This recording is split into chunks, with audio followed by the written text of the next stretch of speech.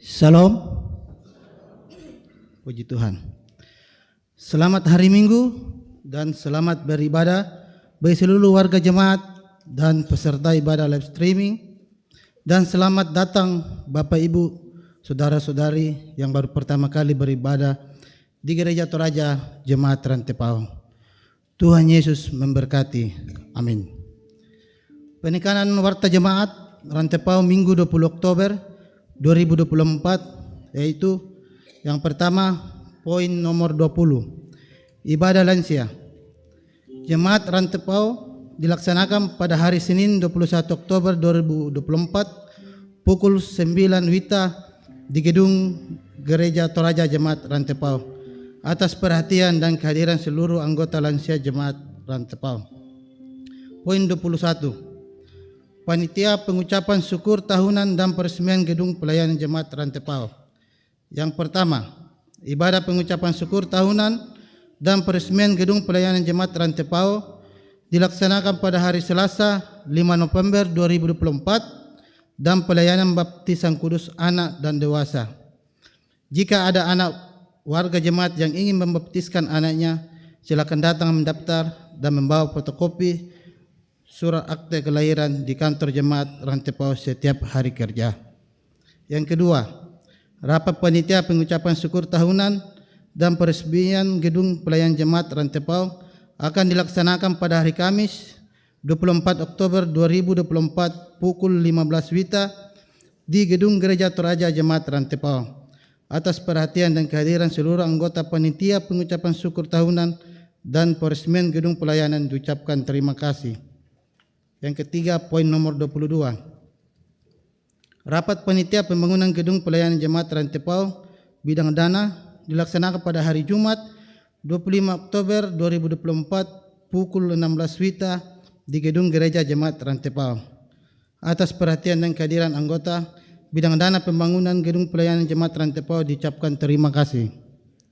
Yang keempat, poin nomor 23, pelayanan pemberkatan perkawinan. Yang pertama, Saudara Vicky Iwan Pranca dengan Saudara Mei Markus Kende dilaksanakan pada hari Selasa 22 Oktober 2024 pukul 9 WITA di gedung Gereja Toraja Jemaat Rantepau.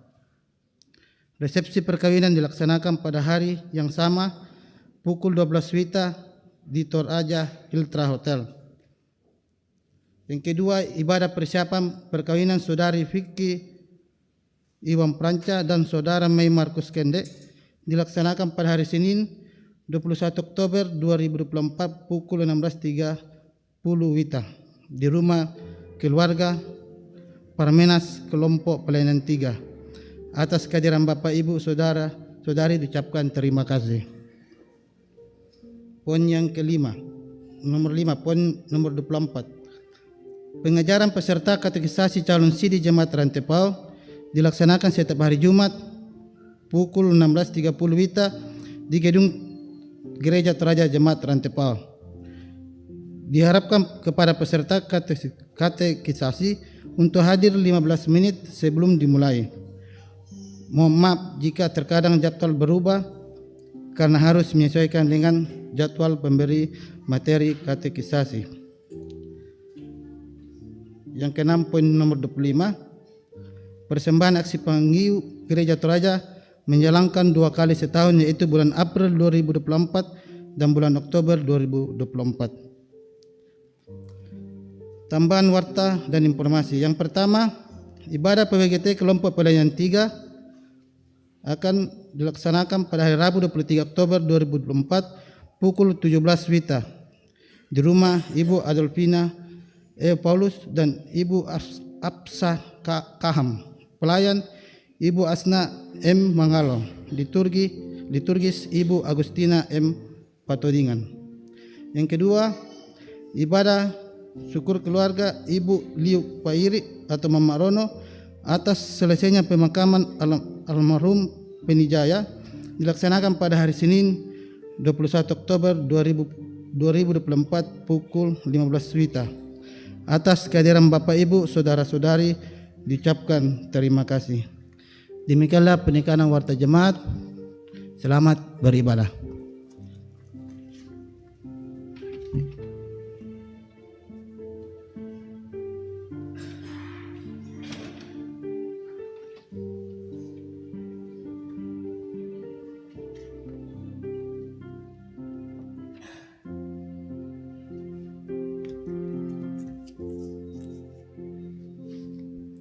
Bapak Ibu Saudara sekalian, selamat hari Minggu. Shalom. Mari kita persiapkan seluruh keberadaan kita untuk memuji memuliakan nama Tuhan, mendengar firman Tuhan. Hanya 1,5 jam, sekitar 1,5 jam khusus waktu, dan kita jauhkan gangguan-gangguan sehingga kita bisa fokus memuliakan nama Tuhan. Puji syukur kita naikkan selayaknya dan sepatutnya hanya bagi Dia, Allah yang terus melawat dan menuntun kita dalam menjalani kehidupan ini. Kebesaran dan semarak keagungannya senantiasa dipersaksikan melalui karya ciptaannya. Kesetiaan pemeliharaannya setiap saat. Dialah Tuhan yang akan memuaskan hasrat kita melalui terang kasih-Nya yang terus nyata dalam seluruh kehidupan. Terlebih kita dipersekutukan saat ini dalam ibadah dengan merenungkan tema, Ia akan melihat terang dan menjadi puas. Ia akan melihat terang dan menjadi puas. Karena itu dengan sukacita, mari kita bangkit berdiri memuji dan memuliakannya.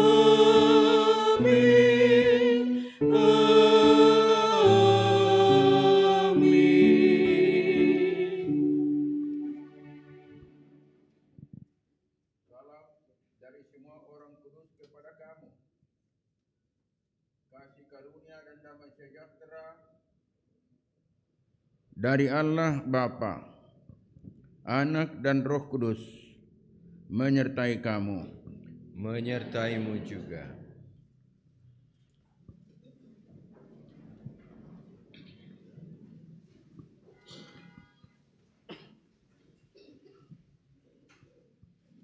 Mari dengan kerendahan hati kita mengakui segala dosa dan kesalahan kita di hadapan Tuhan, karena selama hari-hari, selama 7 hari kita jalani, 6 hari, ada begitu banyak hal yang kita lakukan yang tidak sesuai dengan kehendak Tuhan. Saudara-saudara yang kekasih, siapakah kita di hadapan Tuhan? Kita adalah manusia yang syarat akan dosa. Kita sering mengecewakan Tuhan dalam perjalanan hidup kita. Oleh karena itu, mari saat ini kita datang mengaku dosa kita di hadapan Tuhan dan memohon pengampunannya.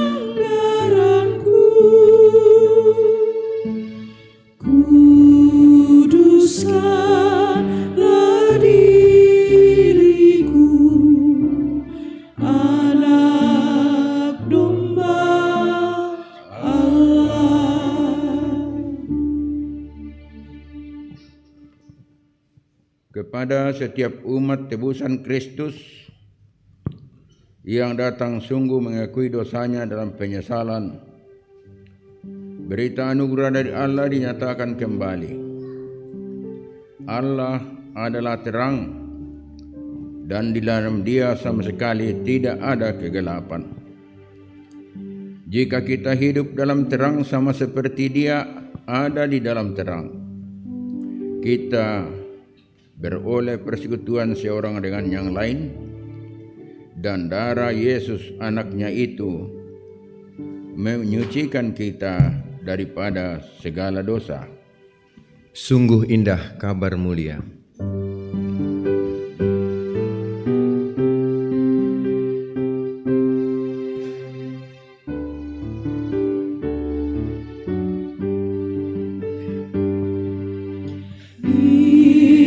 Cari yang berdosa, cari di kau pun.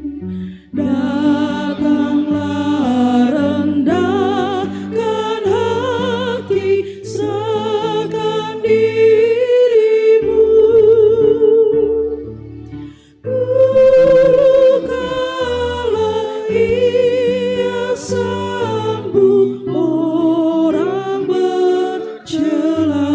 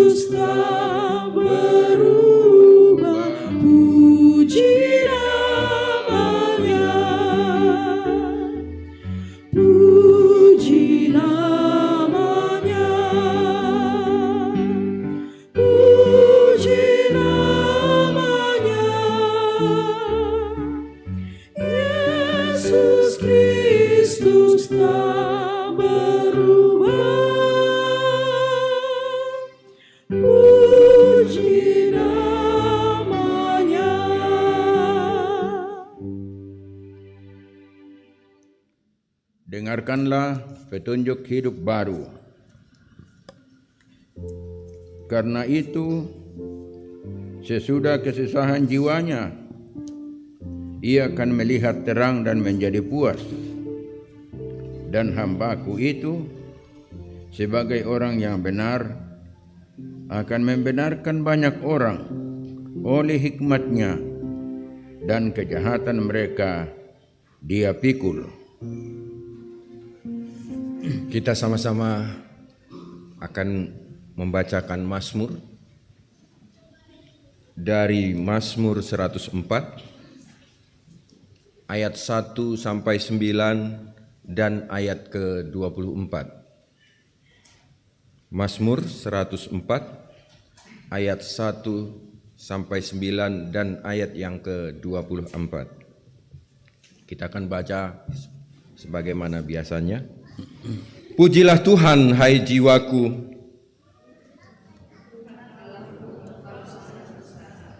Engkau yang berpakaian keagungan dan semarak, yang berselimutkan terang seperti kain, yang membentangkan langit seperti tenda, yang mendirikan kamar-kamar lotengmu di air, yang menjadikan awan-awan sebagai kendaraanmu, yang bergerak di atas sayap angin, yang membuat angin sebagai suruhan-suruhanmu, dan api yang menyala sebagai pelayan-pelayanmu, yang telah mendasarkan bumi di atas tumpuannya, sehingga tak akan goyah untuk seterusnya dan selamanya.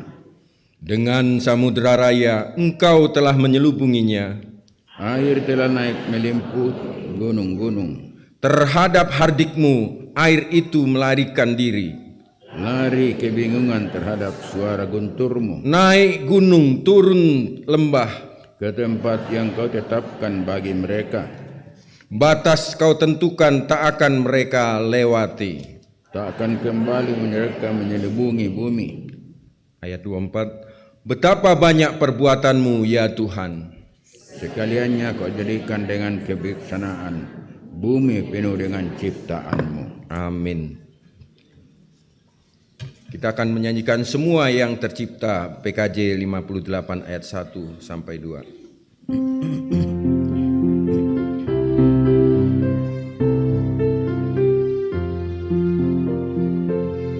Semua yang tercipta, hai alam semesta, agungkan nama Tuhan dan puji kasih-Nya.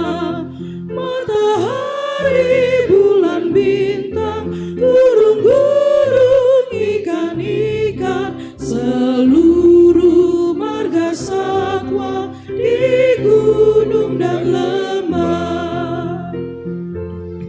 Semua manusia, hai ikutlah serta memuji kasih Tuhan yang agung mulia. Dalam Yesus puteranya kita selamat selamanya. Segala sesuatu dibaharuinya.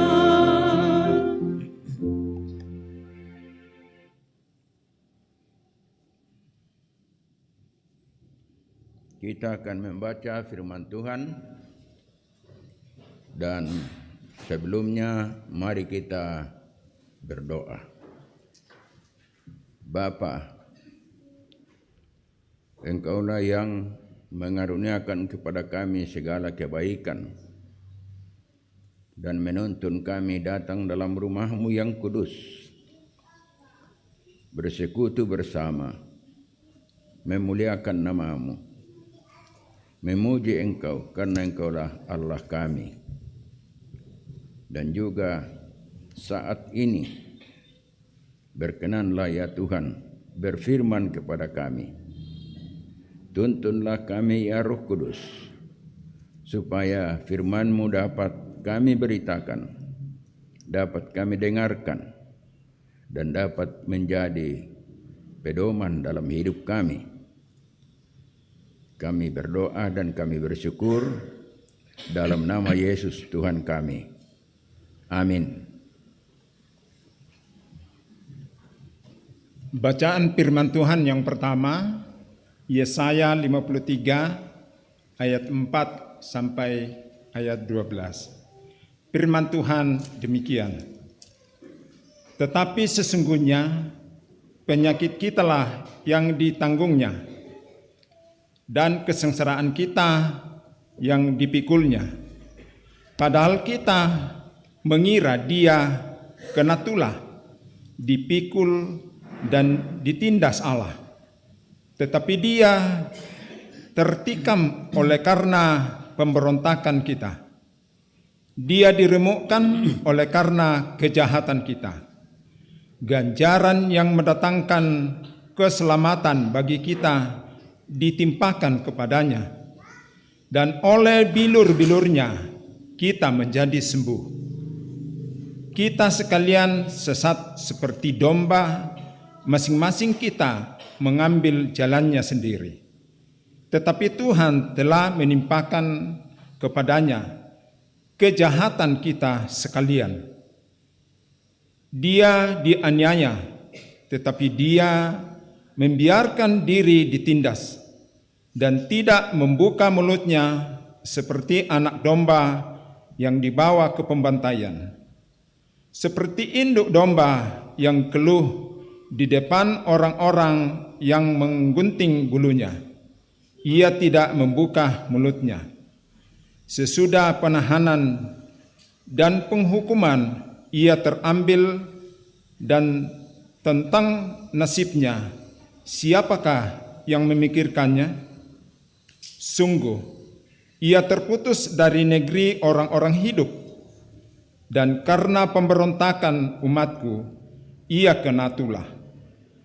Orang menempatkan kuburnya di antara orang-orang fasik, dan dalam matinya ia ada di antara penjahat-penjahat. Sekalipun ia tidak berbuat kekerasan dan tipu tidak ada dalam mulutnya. Tetapi Tuhan berkehendak meremukkan dia dengan kesakitan.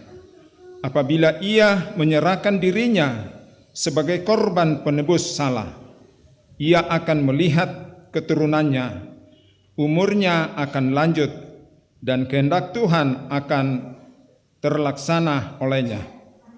Sesudah kesusahan jiwanya, ia akan melihat terang dan menjadi puas, dan hambaku itu sebagai orang yang benar akan membenarkan banyak orang oleh hikmatnya, dan kejahatan mereka dia pikul.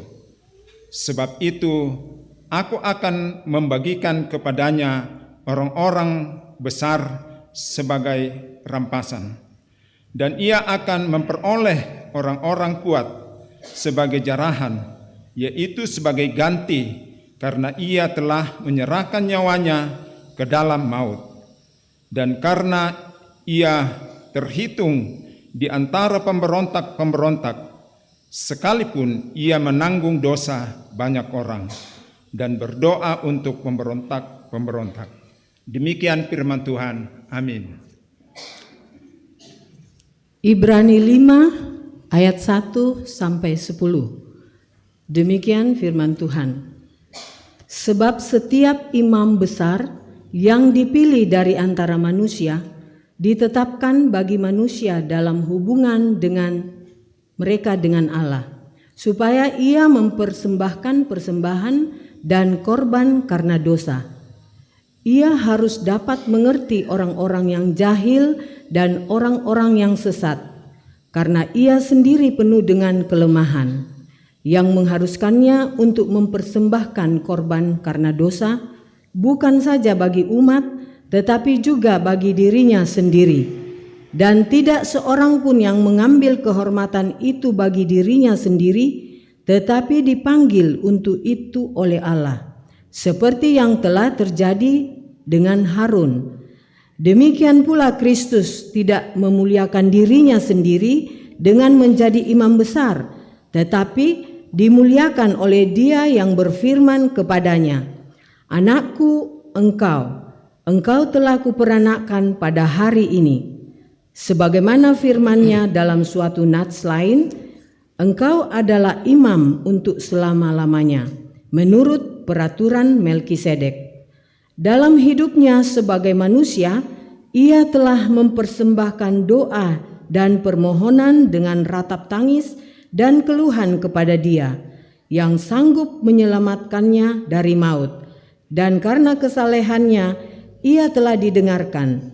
Dan sekalipun ia adalah anak, ia telah belajar menjadi taat dari apa yang telah dideritanya. Dan sesudah ia mencapai kesempurnaannya, ia menjadi pokok keselamatan yang abadi bagi semua orang yang taat kepadanya.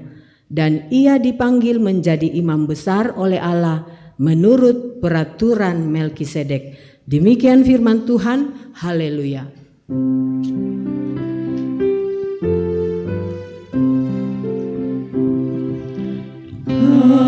Haleluya, haleluya,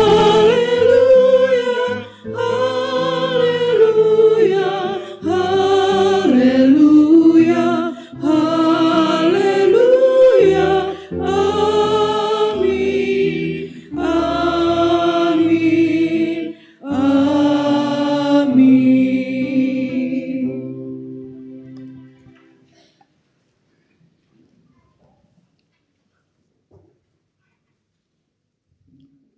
Mari kita baca firman Tuhan dari Markus pasal 10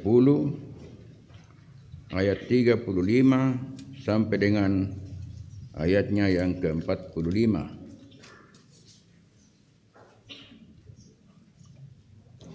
Permintaan Yakobus dan Yohanes, bukan memerintah melainkan melayani.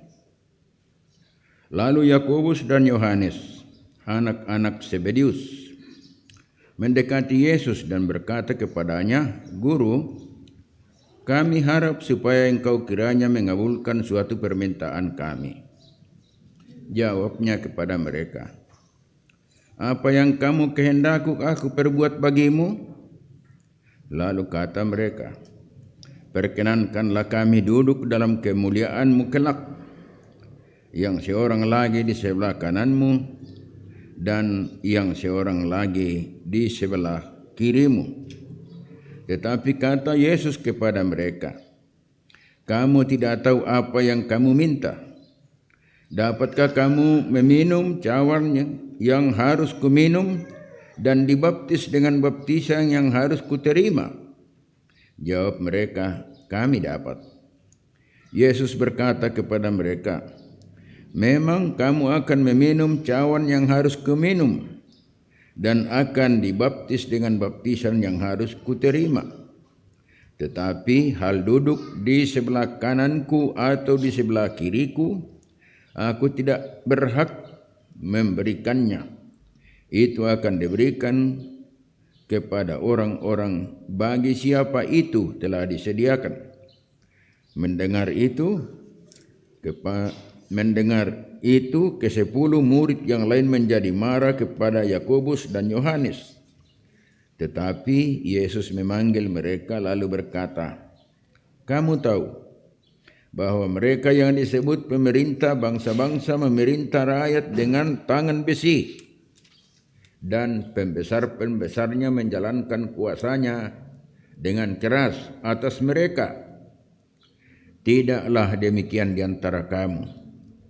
Barang siapa ingin menjadi besar di antara kamu, hendaklah ia menjadi pelayanmu. Dan barang siapa ingin menjadi yang terkemuka di antara kamu, hendaklah ia menjadi hamba untuk semuanya.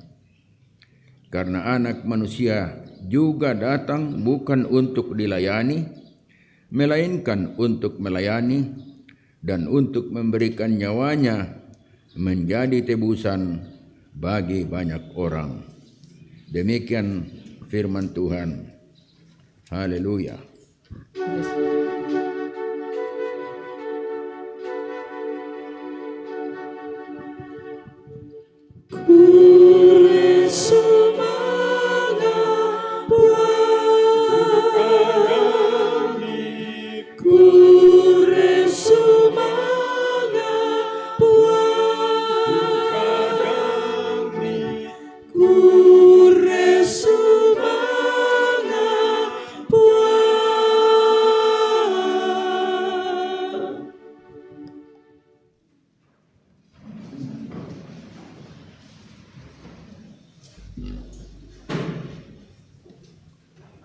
Jemaat Tuhan yang dikasihi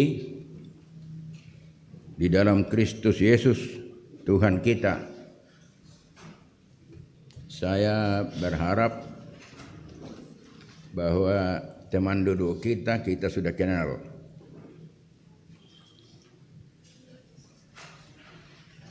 Si tanda siam kom itu sudah kenal teman duduk.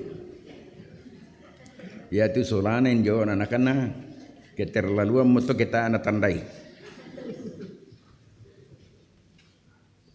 Si salama aku mendol kianu. Ya. Ya.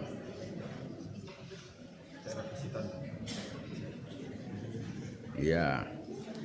Begitulah kita bertetangga, kita bersahabat, kita rela untuk menjadikan diri kita menjadi sahabat bagi yang lain. Apapun dan bagaimanapun hidup tetangga kita. Saya baca sebuah kisah. Seorang ayah yang telah kehilangan istri, hidup dengan 2 orang anaknya, yang satu sekolah, yang satu di rumah, karena mereka butuh, ada yang kerja dan ada yang cari makan. Ayahnya setiap hari menerima apa adanya dari keringat yang dia curahkan. Suatu pagi ayahnya masak masakan yang sangat enak, dan masakan itu hanya cukup untuk 1 piring. Lalu karena anaknya mau pergi sekolah, dia panggil anaknya, "Nak, mari sini makan." Dia makan, duduk di sampingnya, minum teh pahit. Anaknya makan, dia lihat-lihat bapaknya. Mungkin bapak aku lapar. Akhirnya dia makan sedikit dari makanannya dan dia bilang, "Saya sudah kenyang, Pak." Tapi bapaknya bilang, "Saya juga masih kenyang, habiskan makananmu." Tetapi ayahnya mengetahui bahwa anaknya masih butuh makan. Dan anaknya meneruskan makan, tapi toh masih dia sisakan kira-kira 1/4. Lalu sudah itu mohon pamit pergi ke sekolah. Dari jendela dia mengintip apa yang ayah mau lakukan. Ternyata nasi sisa anaknya dia makan dengan lahap. Artinya dia memang betul-betul kelaparan. Kepada anaknya dia berikan uang 100.000 dan dia mengatakan, "Anak, ini uang jajanmu untuk 1 minggu. Berhemat-hematlah." Dia keluar dan setelah dia lihat ayahnya dia makan nasi sisa anaknya, dia panggil kakaknya, "Ini uang, kau beli makanan untuk ayah. Berapa hari dia makan, ini 100.000. Tapi jangan pernah bilang sama ayah." Lalu anaknya cari akal. Apa yang saya mau bilang? Dia pergi beli makanan, dikasih sama ayahnya. Lalu kakaknya bilang, "Pak, silakan makan. Makanan ini saya sudah bayar. Karena kebetulan di kantor saya dapat bonus." Dia perlihatkan iklan kepada bapaknya. "Ini saya dapat bonus, jadi makan saja." Ayahnya makan dengan lahap. Begitu seterusnya. Bagaimana seorang ayah berkorban untuk anaknya, demi anaknya, agar anaknya menjadi orang yang berbudi, anak yang pintar. Dan setelah studi menjadi sarjana, dengan bangga ayah menghadiri waktu wisuda, dan itulah hasil dari sebuah kerja keras, hasil dari sebuah pengorbanan, hasil dari seorang ayah yang selalu menahan rasa lapar. Ini adalah contoh kecil dari sebuah pengorbanan. Baca Yesaya pasal 53, kita baca dan kita merenungkannya secara dalam. Ternyata dalam Yesaya 53 kelihatan bahwa seorang anak domba, seorang yang rela berkorban, melupakan dirinya karena ia ingin untuk melayani umat manusia. Itulah yang dikerjakannya. Ia rela dihina, ia rela dimaki-maki, ia rela mengalami begitu banyak tindakan-tindakan yang tidak bermoral. Dia kemudian digambarkan seperti seorang anak domba yang keluh, tidak pernah membuka mulutnya. Dan itu Yesaya menggambarkannya secara luar biasa tentang pengorbanan yang dialami sebagai tanda bahwa ia mempunyai cinta kasih yang sangat luar biasa. Dan dikatakan bahwa sesudah mengalami semuanya itu, penderitaan, hinaan, cambukan, begitu banyak siksaan, ia kemudian melihat terang. Dan dia lihat terang itu dengan sangat puas. Sama seperti tadi, ayah menyaksikan terang untuk anaknya dan dia merasa sangat puas bahwa pengorbanannya tidak sia-sia. Dan inilah gambaran dari Yesus Kristus yang disebut anak domba Allah. Dan kemudian di dalam Yohanes pasal 1 dia disebut sebagai terang.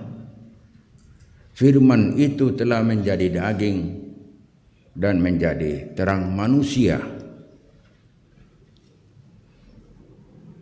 Pengorbanan yang dilakukan oleh banyak orang sesudah dia capai apa tujuannya dia berkorban, maka di situ dia merasa sangat bahagia.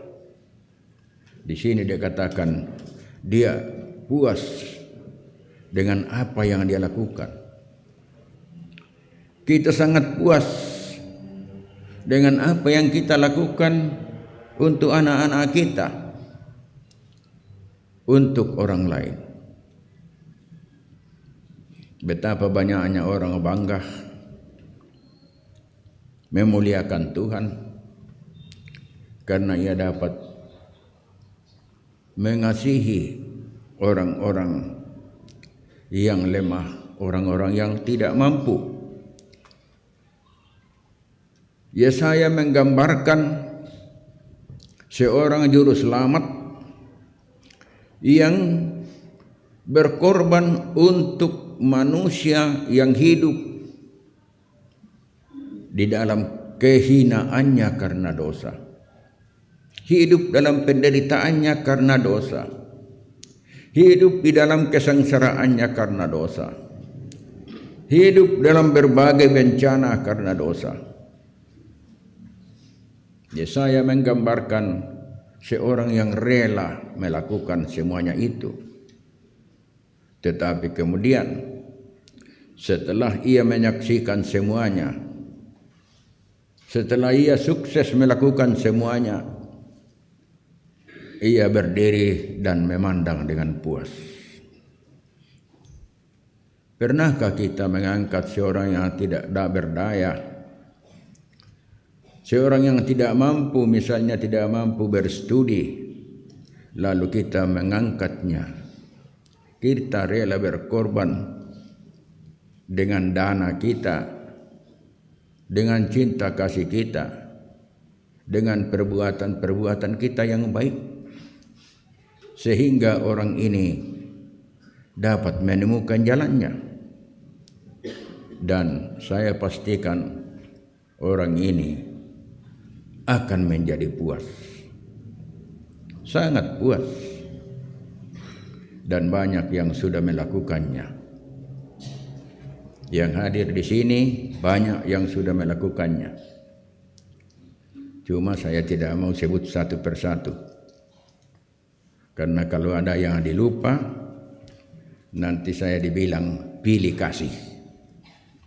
Tidak, tapi banyak. Banyak yang memiliki anak asuh di rumah.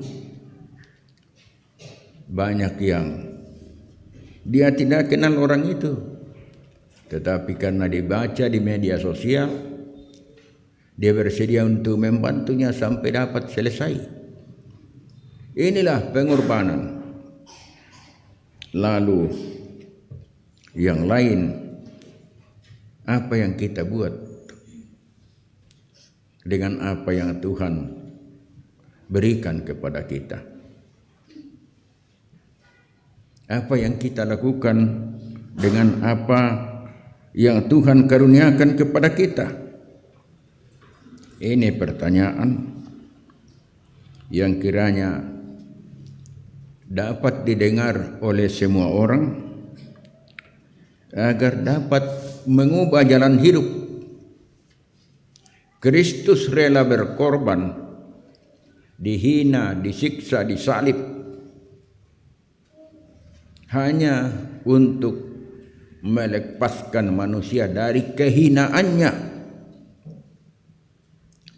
Dan kemudian menurut kitab Ibrani,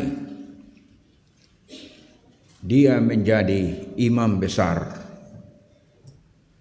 Imam besar dalam perjanjian lama dipilih dari antara manusia.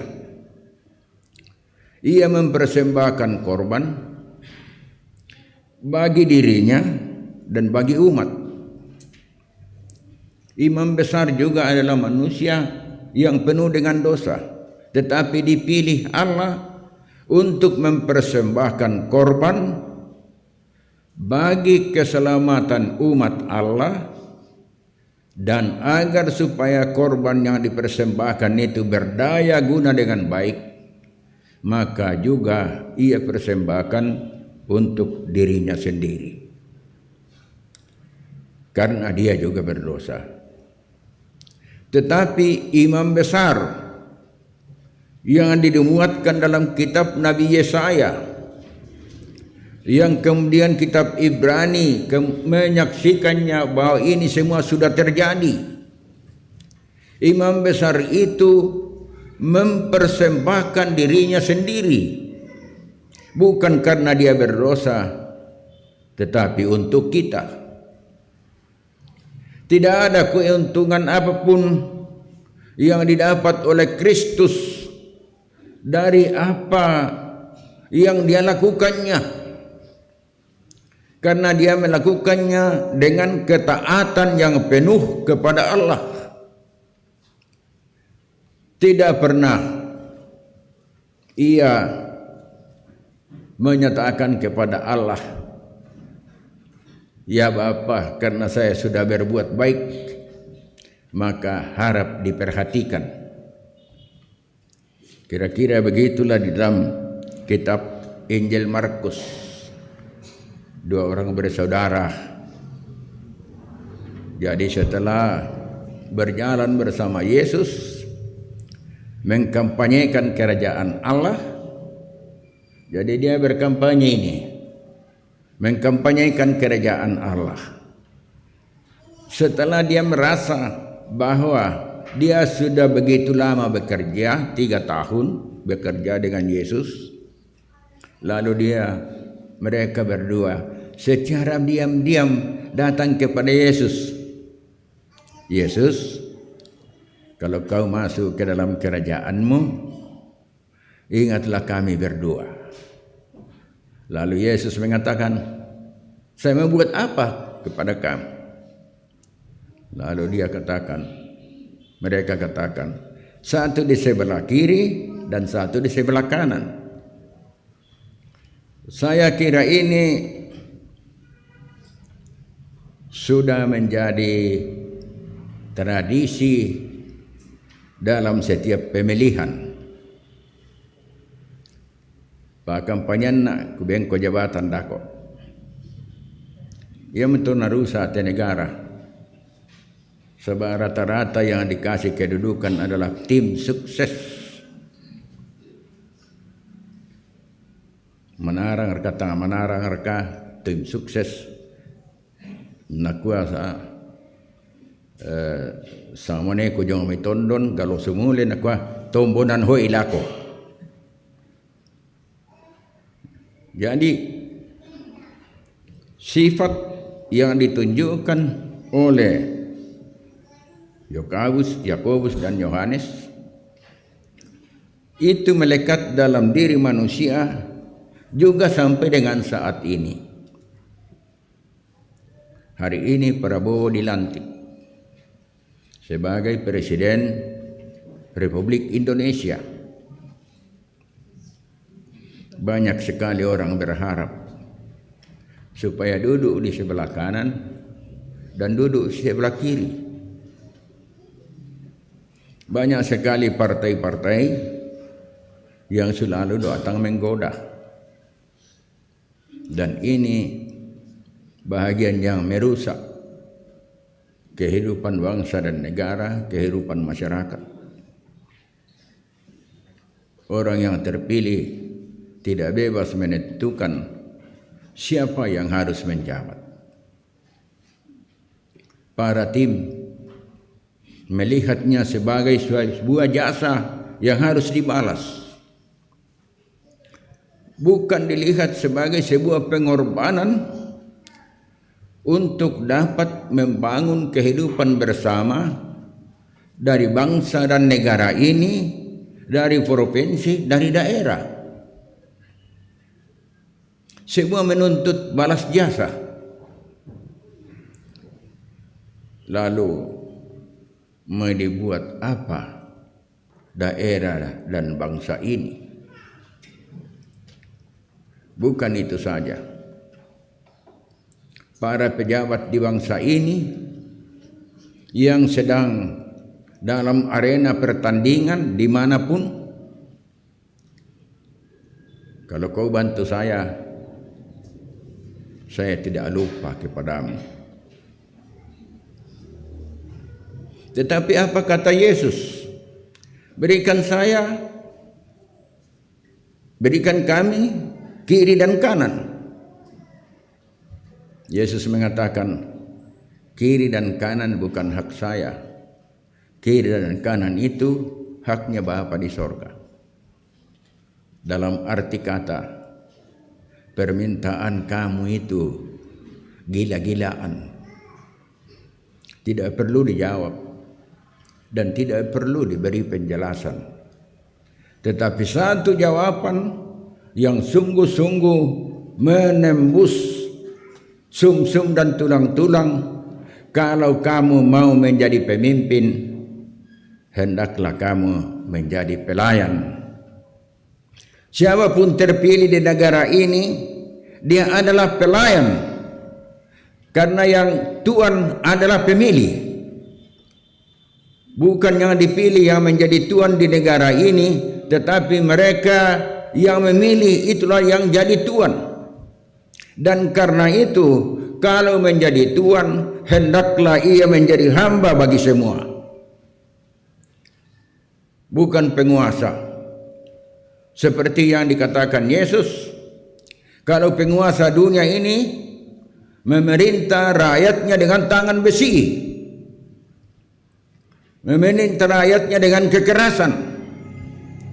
Tetapi bagi Yesus, jabatan adalah melayani. Melayani dan melayani. Tidak ada kata lain kecuali melayani. Manusia mengubahnya. Oleh karena di dalam pembacaan kita dikatakan, oleh karena manusia sudah seperti domba yang tidak bergembala, dan dia mulai mencari jalannya sendiri. Artinya manusia yang telah ditebus sudah punya gembala, tetapi walaupun begitu ia masih mencari jalannya sendiri, menurut pikirannya, menurut maunya, menurut keinginannya. Manusia menjalankan semuanya menurut maunya, menurut keinginannya. Dan untuk orang inilah, untuk itulah Yesus datang dan mengembalikan domba yang sesat itu kembali kepada jalan yang benar, supaya yang dilakukan adalah kehendak Tuhan. Itu yang harus dilakukan. Itulah sebabnya Pemazmur 104 mengatakan bahwa Tuhan itu patut dipuji karena Dia sangat besar. Dialah yang mencipta segala sesuatu. Dialah yang menghardik air lalu melarikan diri. Ancaman terhadap kehidupan manusia diusir oleh Allah, ditiadakan oleh Allah. Pemazmur mengatakan bahwa mereka yang percaya kepada Allah yang Maha Kuasa, pencipta langit dan bumi, adalah mereka seperti anak domba berselimutkan terang. Berselimutkan terang artinya orang ini dapat mengatakan apa yang sebenarnya. Orang ini dapat memperlihatkan yang sebenarnya. Orang ini bercahaya, dan cahaya yang disinarkan itu adalah cahaya sinar Allah di dalam Yesus Kristus Tuhan kita, yang semuanya mengarah kemana-mana, yaitu kasih yang luar biasa. Kita telah berselimutkan terang karena kita percaya kepada Dia yang adalah sumber terang. Yesus telah melihat terang dan dirinya sendiri adalah terang manusia, kata Injil Yohanes. Dan karena itu, siapa yang percaya kepada Kristus, otaknya terang, hatinya terang, semangatnya terang, tingkah lakunya terang, cinta kasihnya terang, semua dalam dirinya menjadi terang. Dan orang mengatakan, inilah orang-orang yang benar memantulkan terang Allah, terang kasih yang dimilikinya di dalam Kristus Yesus Tuhan kita. Kalau Allah melakukan perbuatan yang luar biasa, itu karena Dia Allah. Tetapi karena kita anak Allah, maka seharusnya kita juga melakukan perbuatan-perbuatan yang sangat luar biasa. Tadi di konsistori dengan majelis gereja, itu majelis gereja kata silapukan. Oh, 7. Oh. Malah pukuliu. Saya bilang, bercanda saya bilang, karena mau dapat gedung baru, jadi bercantik-cantik dan bercakap-cakap sekarang. Luar biasa. Mereka memancarkan sinar kasih Kristus. Kalau mau pergi beribadah, para pejabat gerejawi, pancarkanlah sinar kasih Kristus sehingga jemaat kita menjadi kagum bahwa kalian adalah pembawa terang. Itu amatlah luar biasa. 3 bacaan tadi berkaitan satu dengan yang lain dan disimpulkan dalam tema ia akan melihat terang dan menjadi puas. Semua dialaminya, mulai dari dia lahir, kemudian bekerja, kemudian mati, dan kemudian bangkit.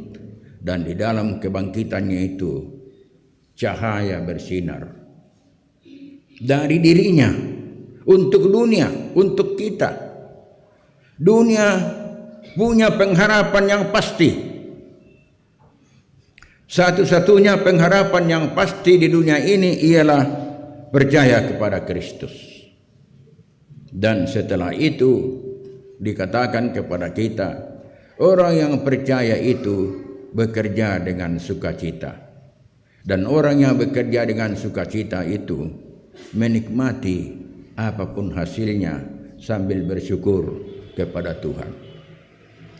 Inilah maksud Allah di dalam Kristus berkorban untuk kita semua. Cuma satu hal diminta kepada kita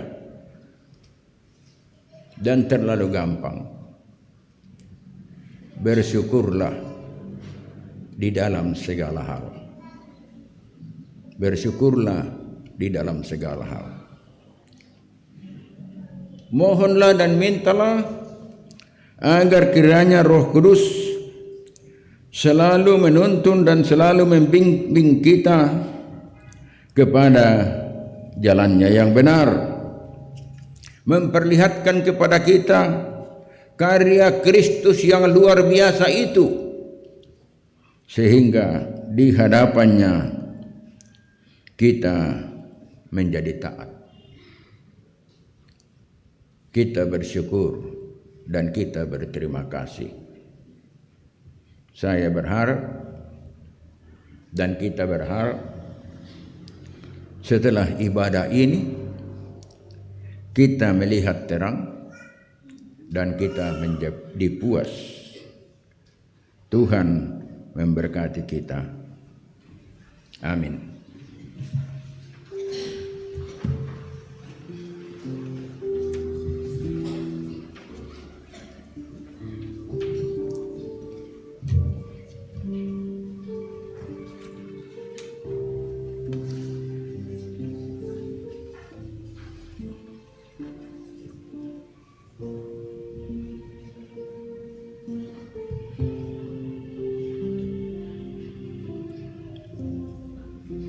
Mari dalam saat teduh kita merenungkan firman yang telah kita dengarkan dengan satu tema. Apakah kita telah melihat terang?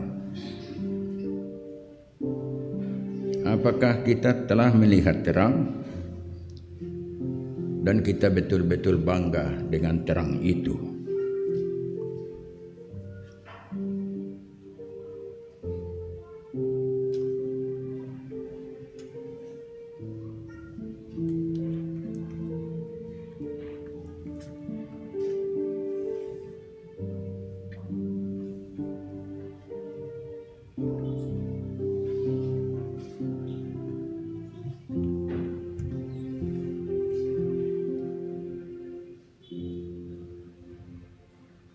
Mari kita berdoa dan mengucapkan bersama doa Bapa kami.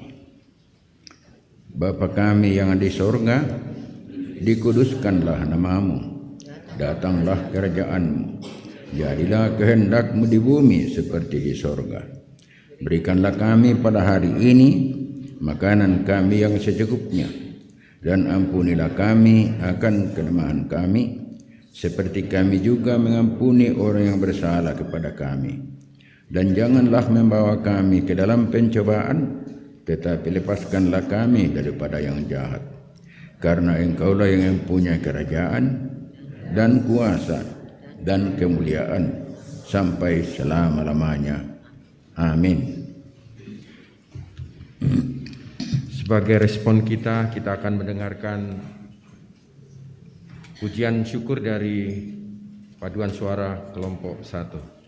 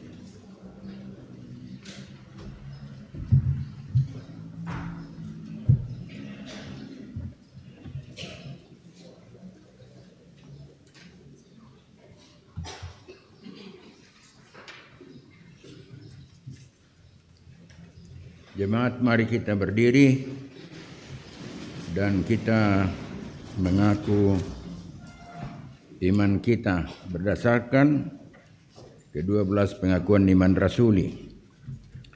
Aku percaya kepada Allah, Bapa yang Maha Kuasa, Khalik langit dan bumi, dan kepada Yesus Kristus, Anaknya yang tunggal Tuhan kita, yang dikandung daripada Roh Kudus, lahir dari anak darah Maria, yang menderita di bawah pemerintahan Pontius Pilatus, disalibkan, mati dan dikuburkan, turun ke dalam kerajaan maut. Pada hari yang ketiga, bangkit pula dari antara orang mati, naik ke sorga, duduk di sebelah kanan Allah, Bapa yang Maha Kuasa, dan akan datang dari sana untuk menghakimi orang yang hidup dan mati.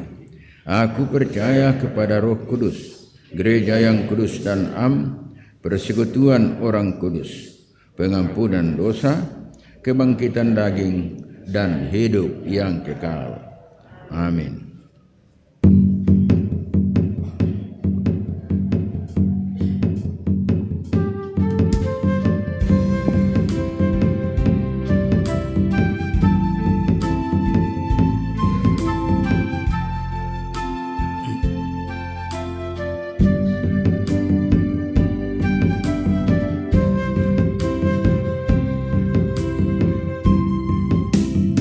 Gereja Toraja, Gereja Kudus, kepunyaan Allah yang Maha Kudus, Gereja yang am, serta yang rasuli, tempat umat berteduh untuk mengabdi. Gereja Toraja dipanggil Tuhan, Gereja Toraja dipilih Tuhan, memberitakan Injil, keselamatan bahwa Tuhan Yesus itu Juru Selamat. Marilah naikkan puji dan syukur bagi Tuhan Allah, Pencipta kita. Marilah serukan kemuliaan bagi Yesus Kristus yang menebus kita. Gereja Toraja dipanggil Tuhan, Gereja Toraja dipilih Tuhan, memberitakan Injil, keselamatan bahwa Tuhan Yesus itu Juru Selamat. Silakan duduk kembali. Saatnya kita memperoleh kesempatan untuk mengambil bagian walaupun sumbernya berasal dari Tuhan sendiri melalui pundi-pundi persembahan. Betapa banyak perbuatanmu ya Tuhan, sekaliannya Kau jadikan dengan bijaksana. Bumi penuh dengan ciptaan-Mu. Mengiringi persembahan kita angkat pujian Tuhan betapa banyaknya.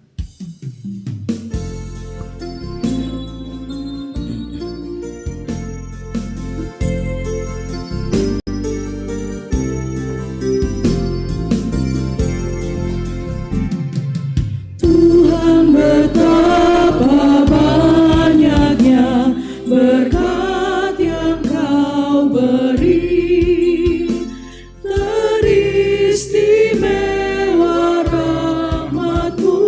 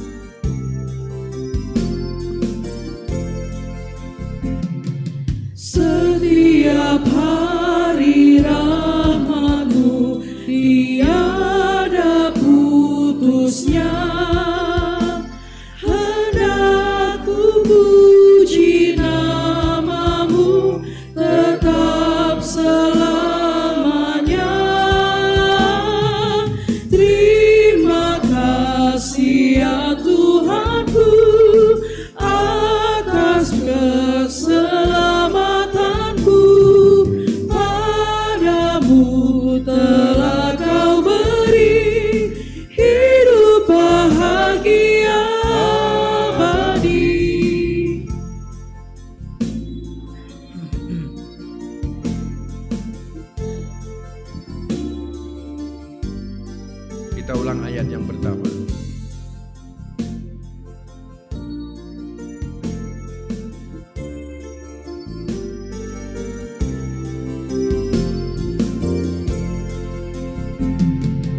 Tuhan betapa banyaknya berkat yang Kau beri, teristimewa rahmat-Mu dan hidup abadi. Terima kasih ya Tuhanku atas keselamatanku, padamu telah Kau beri hidup bahagia abadi.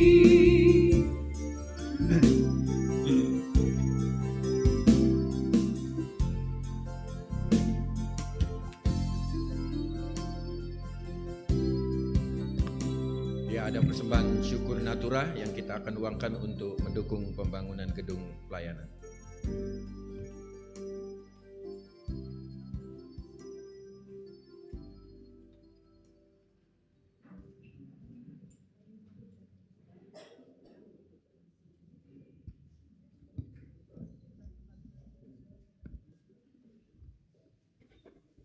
Jemaat yang kekasih, ada berkat dari keluarga untuk kita uangkan untuk penyelesaian gedung pelayanan yang hampir selesai. Taruh harga.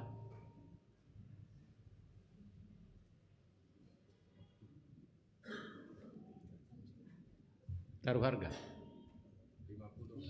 50 satu kali. 100 dua kali.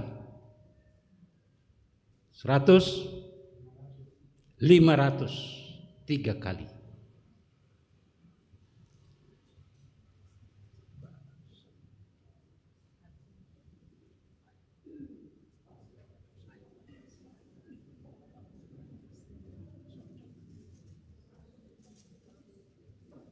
Cocok ibu-ibu sudah belanja sama keren mie. Ndak mau tak bisa di Pak mie teh. Sup.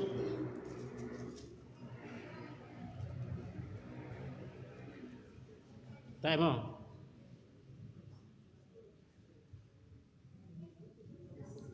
$50 satu kali.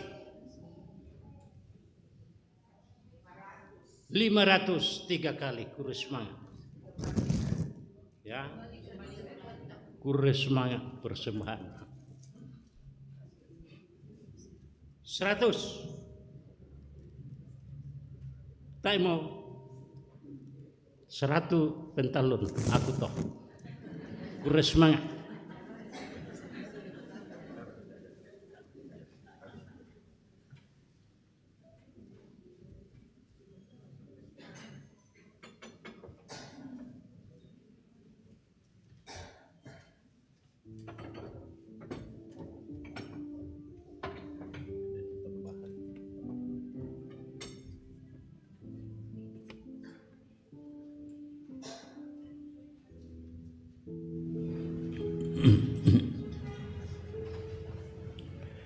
Kita akan berdoa syafaat, dan dalam doa ini kita berdoa untuk mereka yang sakit.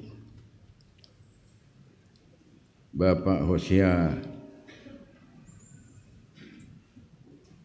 Karaeng, Bapak Octavianus Pasolang, Bapak Y.L. Pali, Diaken Yuharni Jerry, Neni Cio, Opa Dia, Ibu Dekato Napa, Ibu Albertin Gala, Irwin Francisca Dara, Bapak D. Oni Alolinggi, Nenek Pedi, Dr. Randa Alfrida Sulle Layuk, Ibu Emme Talesang, Mama Levi yang dirawat di Pondok Indah Jakarta. Dan besok Bapak Levi akan berangkat ke Jakarta Pak Daud Sambo ke Jakarta untuk bersama dengan istri yang sedang bergumul dengan penyakit. Berdoa untuk jemaat yang berduka, anggota jemaat yang tidak kuat lagi ke gereja, untuk anggota jemaat yang berulang tahun hari ini dan sepanjang minggu ini, untuk pelayanan jemaat seminggu ke depan, bagi usaha pekerjaan anggota jemaat, untuk sidang raya PGI. Kita berdoa untuk proses pembangunan gedung gereja, rencana ditahbiskan tanggal 5 November 2024. Berdoa untuk pemerintah, berdoa untuk rencana perkawinan Saudari Vicky Iwan Francia dengan Saudara Mei Markus Kendek pada tanggal 22 Oktober di Jemaat Rantepao. Mari kita berdoa. Bapa, Engkau melihat hati kami dan mengenal kami. Engkau tahu bahwa kami rindu kepadamu. Dan kami bersyukur atas pengorbanan Yesus Kristus Tuhan dan Juru Selamat kami yang telah menjadi terang dunia, terang kehidupan kami. Dan kami berdoa, kiranya kami pun menjadi terang dan kami menjadi puas karena menjadi terang bagi dunia dan bagi sesama. Tuhan, Engkau melawat semua mereka yang sakit, yang ada di Rantepao, di Makassar, juga yang berada di Jakarta. Berilah pertolongan-Mu agar mereka semua memperoleh kekuatan baru, semangat baru, kepulihan, dan sembuh dari segala penyakit. Engkau dipuji dan Engkau dimuliakan, dan mereka dapat melihat terang-Mu yang bercahaya dalam kelemahan mereka. Juga berkati Pak Daud Sambo yang akan berangkat besok menuju Jakarta untuk menjenguk istri yang sakit. Tuhan, luaskanlah perjalanan, berikanlah penerbangan yang baik, dan tibahkanlah di Jakarta dengan selamat sejahtera. Kami berdoa untuk anggota jemaat yang berduka. Kau juga menguatkan dan menghibur mereka semua. Berdoa untuk pemakaman Pendeta Pak Bontong, jasanya di Tangamentoe. Besok akan pindah ke Sangala dan lusa ke Buakayu untuk langsung dimakamkan. Berilah kelapangan jalan bagi mereka, dan perjalanan-perjalanan yang mereka tempuh sungguh berjalan di dalam iman. Kami berdoa untuk anggota jemaat yang tidak kuat lagi ke gereja. Jadikanlah rumah mereka menjadi bait Allah, di mana mereka beribadah kepadamu, bersyukur kepadamu. Berilah kemampuan dan berilah kekuatan. Kami berdoa untuk anggota jemaat yang berulang tahun hari ini dan sepanjang minggu ini. Perlihatkanlah kepada mereka bahwa mereka mencapai umur karena berkat Tuhan, sehingga mereka selalu bersyukur kepadamu, dan bahkan Engkau selalu memberkati, memelihara, dan menyertai mereka semua. Berdoa untuk pelayanan jemaat seminggu ke depan. Berdoa bagi usaha pekerjaan anggota jemaat, Tuhan berkati mereka semua dalam berbagai bidang usaha pekerjaan. Jadilah menurut kehendak-Mu. Berdoa untuk sidang raya PGI yang akan dilaksanakan bulan November. Jadilah semuanya menurut kehendak-Mu. Semua peserta telah bersiap untuk datang. Dan ajarlah kami, Gereja Toraja dan masyarakat Toraja, menyambut mereka dengan ramah. Berdoa untuk proses pembangunan gedung pelayanan. Kiranya gedung ini dapat diselesaikan.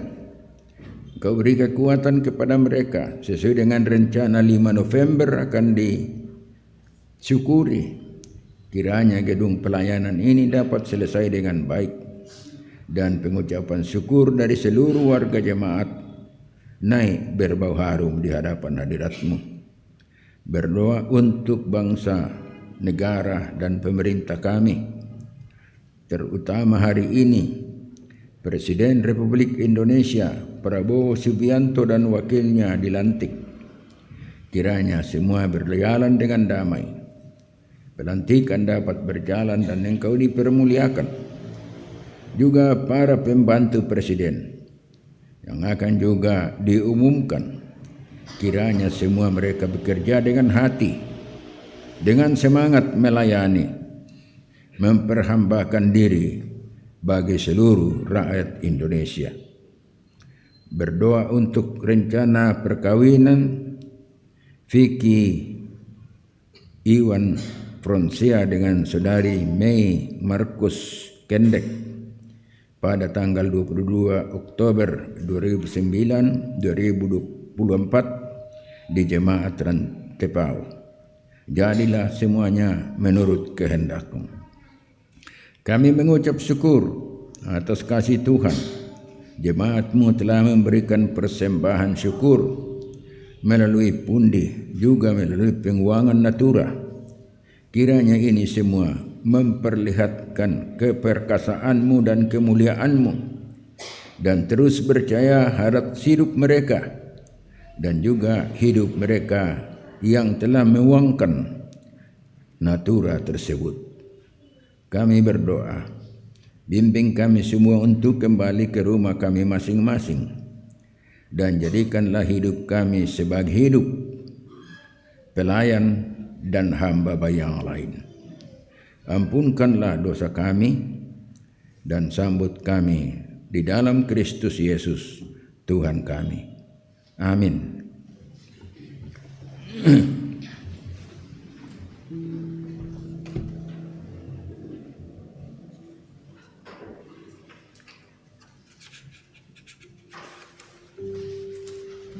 Yesus terangmu, pelita hatiku. Pelengkap Kidung Jemaat 308.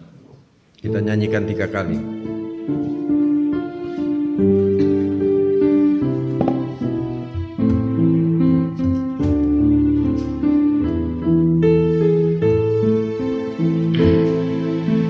Yesus terangmu, pelita hatiku, jangan kegelapan menguasaiku.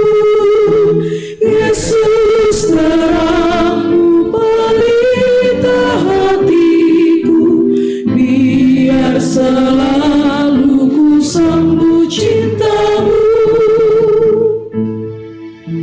Yesus terangmu, pelita hatiku, jangan kegelapan menguasaiku. Yesus terangmu, pelita hatiku, biar selalu ku sambut cinta-Mu. Yesus terangmu, pelita hatiku, jangan kegelapan menguasaiku. Yesus terangmu, pelita hatiku, biar selalu ku sambut cinta-Mu.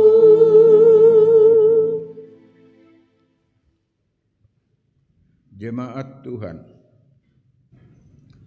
pergilah dalam terang Tuhan menyatakan hidup yang berdampak baik bagi sekitarmu, agar semua pun merasakan dan melihat terang Tuhan itu di dalam hidupmu. Ya Tuhan,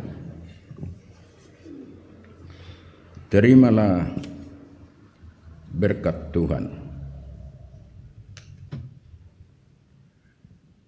Tuhan memberkati engkau dan melindungi engkau. Tuhan menyinari engkau dengan wajah-Nya dan memberi engkau kasih karunia.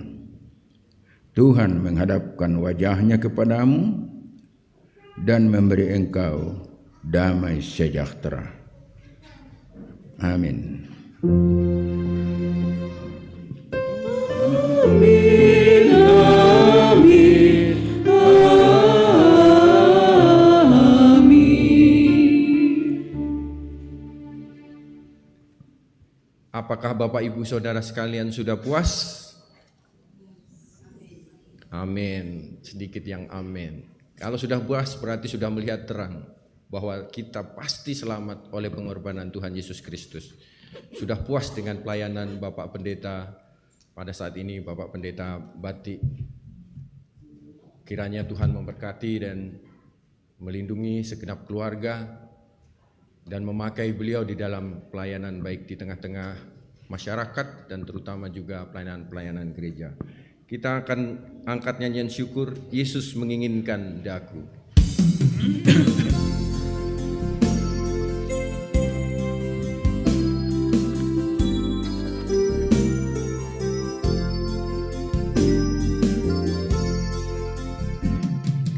Yesus menginginkan daku bersinar baginya, dimanapun ku berada, ku mengenangkannya. Bersinar, bersinar, itulah kehendak Yesus. Bersinar, bersinar, aku bersinar terus. Ku mohon Yesus menolong, menjaga hatiku, agar bersih dan bersinar meniru Tuhanku. Bersinar, bersinar, itulah kehendak Yesus. Bersinar, bersinar, aku bersinar terus. Bersinar, bersinar, itulah kehendak Yesus. Bersinar, bersinar, itulah kehendak Yesus. Bersinar, bersinar, aku bersinar terus. Kita masuk dalam saat teduh.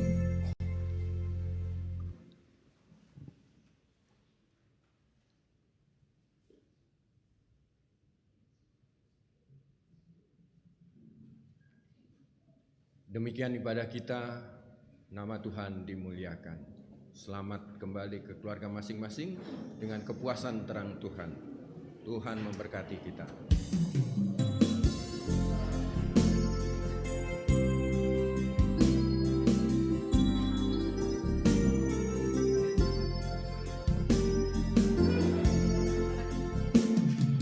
Yesus menginginkan daku bersinar baginya,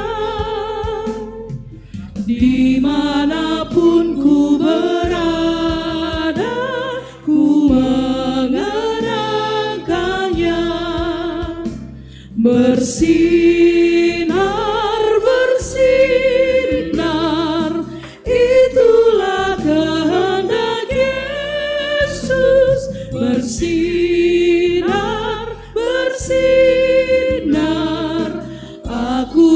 bersinar terus. Ku mohon Yesus menolong, menjaga hatiku agar bersih dan bersinar meniru Tuhanku. Bersinar, bersinar, itulah kehendak Yesus. Bersinar, bersinar, aku bersinar terus. Yesus menginginkan aku bersinar baginya. Dimanapun ku berada, ku mengenangkannya. Bersinar, bersinar, itulah kehendak Yesus. Bersinar, bersinar, aku bersinar terus. Bersinar, Yesus menolong, menjaga hatiku agar bersih dan bersinar meniru Tuhanku. Bersinar, bersinar, itulah kehendak Yesus. Bersinar, bersinar, aku bersinar terus. Bersinar, bersinar, itulah kehendak Yesus. Bersinar, bersinar, aku bersinar